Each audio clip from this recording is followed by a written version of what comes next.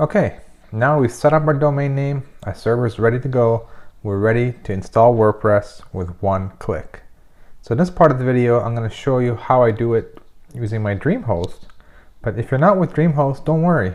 There are other hosting companies that they have a hosting tool that I mentioned earlier called Fantastico, which lets you install WordPress very, very easily. Now, I haven't used it myself, so I'm not sure if it's one click or not, but I know I've heard that it's very, very easy and very quick.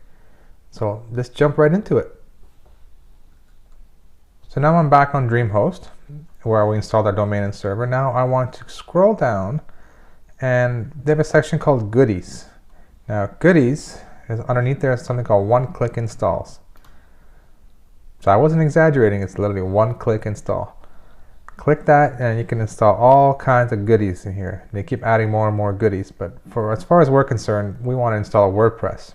So if I click on WordPress, there's two options, simple and custom.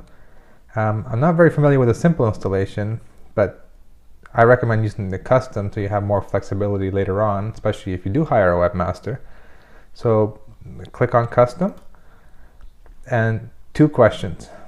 Pick the domain. So I'm going to pick the domain we just created, which is handymora.com, and it's going to say database. I'm going to let it automatically create it, and I hit install it for me now. And that is the one click, and we're done. It's really that easy.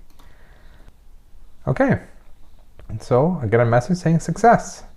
In 10 minutes, there's going to be a WordPress installation on my handymora.com, and I'm going to get an email telling me exactly how to set up my administrator account on my WordPress.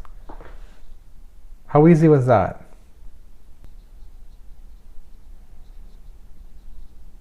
Okay, it's been exactly 5 minutes, plus or minus a few seconds. The email just came in. It's going to come from a DreamHost installer.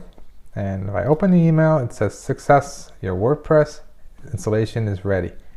So if I click on the first link, which is telling me to create my admin user, so that's my WordPress admin user, I click on that, and that's it. So it's asking me for a few questions. Basically, what do I want my WordPress site to look like? Asking for a name. I'm just going to say handymora. You can always change that later.